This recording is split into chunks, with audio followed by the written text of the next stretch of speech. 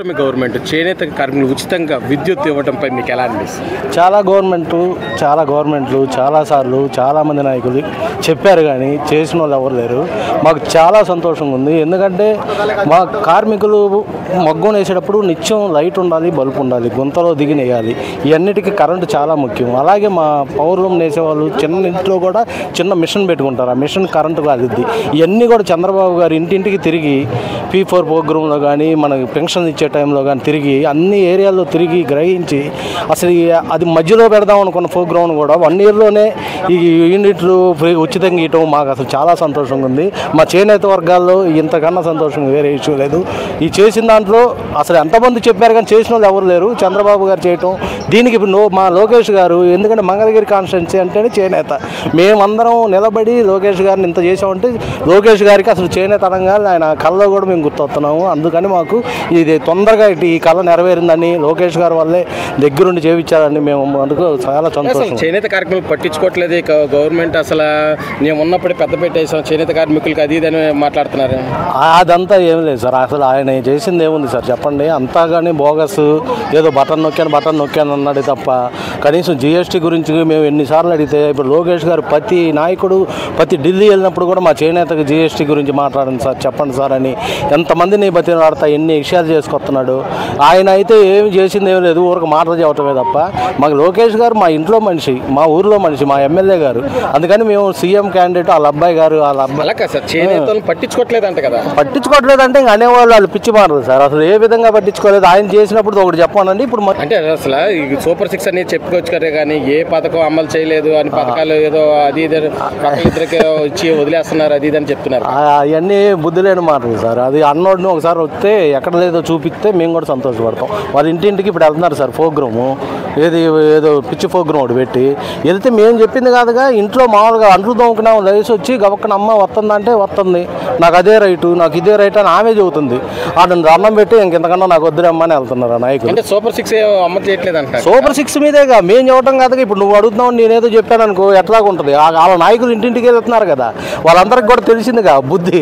అది మేము చెప్పక్కర్ల, వీడియోలో అవుతుంది, మీ మీడియా వాళ్ళే చూపిస్తున్నారు. అది చూడండి చాలు. ఏది అవ్వలేదో ఒకసారి చెప్పమనండి. సూపర్ 6 అన్న దాంట్లో ఏది అవ్వలేదు చెప్పమనండి. 2 పిల్లలు గీయటం జరగలేదా? తర్వాత పెన్షన్ పెంచడం జరగలేదా? రైతుది భరోసా వేయటం జరగలేదా? ఏది జరగలేదు? గ్యాస్ ఇవ్వటం జరగలేదా? ఏదైనా జరగకపోతే జరగలేదు అనుకోవచ్చు. నాకు సంతోషం బాగానే ఉంది. ముందు లోకేష్ బాబు వచ్చాడు. లోకేష్ బాబు వచ్చి నాన్నగారు పిలుచుకొస్తారని చెప్పాడు. ఇంకా లేదు ఇల్లు చూసి ఆయన కూడా చాలా బాధపడ్డాడు. చంద్రబాబు సార్ అన్నయ్య కూడా చెప్పలే, సార్ అని కూడా చెప్పలే, అన్నయ్య అంటే టీ తాగిన తర్వాత వెళ్ళిపో, నాకు జాబులు మరుదులు చేసినా కూడా ఎవరి హెల్ప్ చేయలే. మరి నా పరిస్థితి ఆ టైంలో ఇచ్చే అమ్మాయి ఆయన చనిపోయాడు.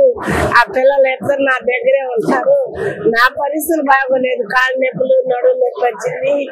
మరి ఏం చేయాలి అని అంటే కళ్ళంట నీళ్ళు తీసుకుంటే ఇంకా ఆయన సాయం చేసి నువ్వు బాధపడవద్దమ్మా, నెత్తి మీద చేయబెట్టి ఇంకా నువ్వు బాధపడద్దు చెప్పా. డబ్బులు ఇస్తున్నాడు, డబ్బులు వద్దున్నాయి, నీ చేత కట్టుకుంటే నలుగురు బాగుంది. మేము అనుకోలే, అస్సలు అనుకోలే, అస్సలు అనుకోలే. బాగా కట్టేస్తాడులే, ఏమోలే ఎటో ఒకటో ఉంటానికైనా ఏదో ఒకటి కట్టిస్తాడులే అని అనుకుంటా.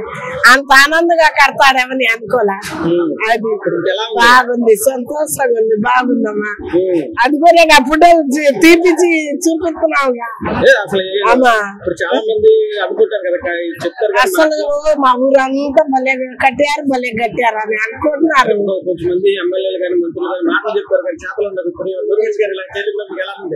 బ్రహ్మాండంగా ఉంది, సూపర్ గా ఉంది. గవర్నమెంట్ వచ్చిన తర్వాత చేనేత కార్మికులకి ఎలాంటి హామీలు ఇచ్చింది? వచ్చింది, ఎలాంటి పెద్ద పెట్టేసి హామీలు అంటే 25,000 సంవత్సరానికి 25,000 భరోసా కింద ఇస్తామని చెప్పారు. మళ్ళీ 200 యూనిట్లు కరెంట్ ఫ్రీగా ఇస్తామన్నారు. పవర్ లూమ్కి వచ్చేసరికి 500 యూనిట్లు కరెంట్ ఫ్రీగా ఇస్తామని అన్నారు. మరి అన్ని మాకు వస్తే సంతోషమే కదా, బాగానే ఉంటుంది మాకు. అంటే గత గవర్నమెంట్ లో మీకు ఇలాంటి హామీలు ఏమైనా ఉన్నాయి చేనేత కార్మికులు? అప్పుడు కూడా ఇచ్చారు, నేతలు నేస్తామని ఇంట్లో మగ ఉంటే ఇచ్చారు. అప్పుడు కూడా కొంతమందికి అంటే ఇచ్చారు కానీ అందరికీ రాలేదు. ఇక మగ్గాలు రాసుకున్న వాళ్ళందరికీ అసలు ఎంపిక చేయలేదు. కొంతమంది వరకే ఇచ్చారు, ఇక అందరికి ఇవ్వలేదు. ఇప్పుడు అందరికీ ఇస్తామని చెప్తున్నారుగా. అంటే గవర్నమెంట్ వచ్చిన సూపర్ 6 అమలు చేస్తారు. అబ్బో జనాలకి ఎంత సంతోషంగా ఉందో, చాలా బాగుంది. అందరూ అసలు ముఖ్యమంత్రి గారు చెప్పే దానికి చాలా సంతోషంగా ఉన్నారు. వస్తుంది మాకు, మా పిల్లలకి తల్లికి వందనం వస్తుంది, మా మనవరాలకి వస్తుంది, 2 పిల్లలకి. ఆ గతంలో అయితే ఒక్కళ్ళకే పండియి, ఇప్పుడు 2కి పండి. మొన్న 2 పిల్లలు ఉంటే 2కి పండి. అబ్బాయి గారి పిల్లలు 2 ఉన్నారు, వాళ్ళిద్దరికే వచ్చింది. అమ్మాయి గారి పిల్లలు 2 ఉన్నారు, వాళ్ళిద్దరికి పండియి. ఫస్ట్ క్లాస్ కాడి నుంచే పండియి. బాగుంది. అనుకోలేదు, అసలు అనుకోలేదు. బాబు గారు చెప్పినట్టు చేస్తారు కనుక వస్తుందని అనుకున్నాము. చెప్పారు కదా, హామీ ఇచ్చారుగా, ఎంతమంది ఉంటే అంతమందికి ఇస్తామన్నారు కదా, అలాగే ఇచ్చారు. చాలా సంతోషం. లేదు, అందరికీ వచ్చినాయి, అందరికి అందినాయి. మా ఇంట్లో వచ్చి తల్లికి వందనం అందింది, మా వారికి పెన్షన్ వస్తుంది. మళ్ళీ ఆడవాళ్ళకి ఉచిత బస్సు వేస్తామంటున్నారు, ఆడవాళ్ళకి కూడా 1500 వాడు ఇస్తామని అంటున్నారు. చాలా సంతోషం. అన్ని చేస్తారు, అన్ని చేస్తారు. మాకుంది, ఏ ఒక్కటి తప్పరు. ఎక్కువ చేస్తారు కానీ తక్కువ మట్టి చేయరు. వాళ్ళు అలా అంటారు, అదేగా, అదే ఆడతారు. చేనేత కార్మికులకు ఉచితంగా విద్యుత్ ఇవ్వడంపై మీకు ఎలా అనిపిస్తుంది? చాలా సంతోష విషయం కదండి ఇది. ఇంతవరకు ఏ ప్రభుత్వం కూడా చేనేత కార్మికులు అన్న వాళ్ళకి ఫ్రీగా కరెంట్ ఇవ్వడం అనేది, అది కూడా 200 యూనిట్లు అన్నది. అసలు మేము 100 యూనిట్లు ఇవ్వడమే గొప్ప, 200 యూనిట్లు ఉచితంగా ఇవ్వడం అనేది చాలా అరసదగ్గ విషయం. అంటే ఇప్పుడు మీకు 25,000 ఇస్తున్న సంవత్సరానికి, అది చేనేత కార్మికులకి సీఎం హామీ ఇచ్చే దాని మీద మీకు ఎలా అనిపిస్తుంది? అదేనండి, అది పండగ ధనం అయితే మాకు ఇంకా చెప్పాలంటే. ఎందుకంటే 25,000 రూపాయలు ఒకేసారి సంవత్సరానికి ఇస్తామన్న హామీ ఇచ్చారు. ఇప్పుడు మేము కింద నుంచి ఉండి కొన్ని వస్తువులు మా మరమ్మతులు చేయించలేని పరిస్థితిలో ఉండే కార్యక్రమం మేము.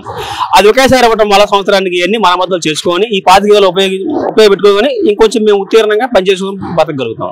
కాబట్టి ఇది ఆనందదాయకమైన విషయం.